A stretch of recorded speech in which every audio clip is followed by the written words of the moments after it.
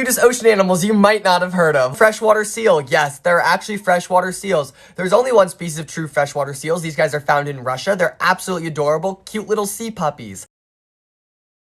The vaquita porpoise. They're the smallest type of porpoise in the whole world. They're absolutely adorable. They're found in the Gulf of Mexico. They're super cute. They have a permanent smile on their face, and they get really scared of loud noises, which is like even cuter. And yeah, they kind of look like sea pandas. The sea bunny. They're actually a type of sea slug or gastropod, and they're really, really cute, and I love them, and they kind of look all fuzzy. And yeah, this is the cowfish. They're absolutely adorable. They're usually found in warm tropical waters, and yeah, this is what they look like from the front. They have these adorable little horns, and they're just really cute. So the pygmy seahorse was somewhat of an accidental discovery. A scientist came across him when he was observing a bunch of different types of coral, and he saw this absolutely adorable, cute little dude just hanging out there. The Dumbo octopus is one of the few deep sea creatures that actually doesn't look like something that came out of Satan's playground. So yes, we absolutely love them. They're cute little. Arguably the cutest shark in the world is the big eye thresher. These guys are absolutely adorable. They can actually leap very high out of the water, and they have extremely long tails that they use to slap fish when they eat them. This is called the Pikachu sea slug, and you can kind of see the resemblance. They're both absolutely adorable.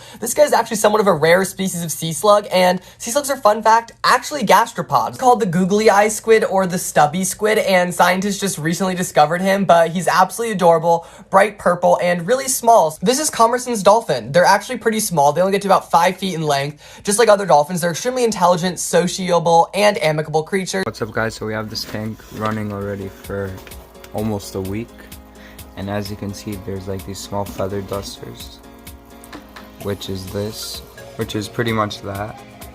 So they grow on the glass, and they start off like that, and then they end up like what I just showed you. So for now in the tank, we have like live rock, a piece of live rock, and like a dead clamshell thing.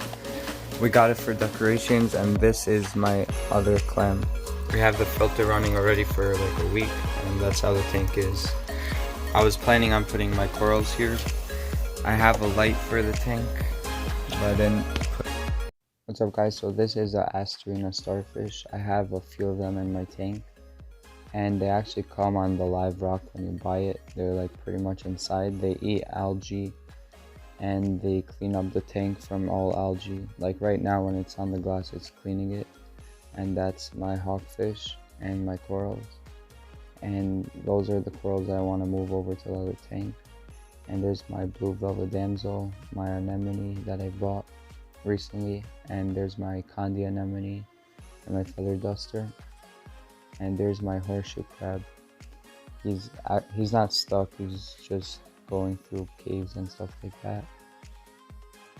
He's most probably gonna get out of there in a bit. And there's my anemones, my 2 clownfish, 2 blue damsels, 2 yellow damsels. They're doing perfectly fine. And there's my chocolate chip starfish. This guy I wouldn't really recommend because he pretty much eats everything.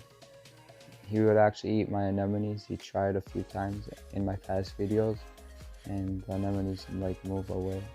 And there's my conch. It siphons the sand. And my Kato, it cleans like the water from any bad stuff.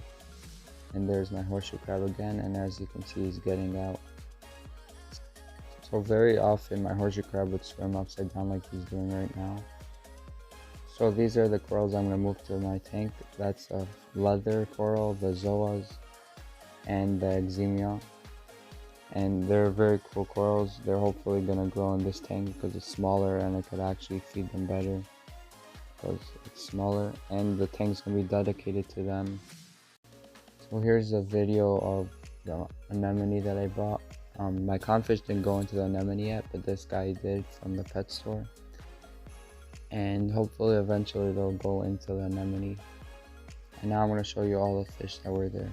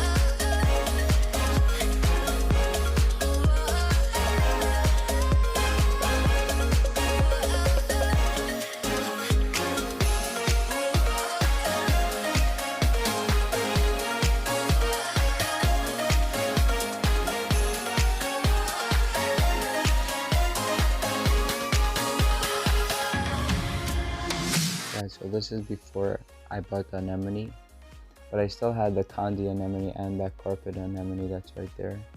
And there's the hawkfish.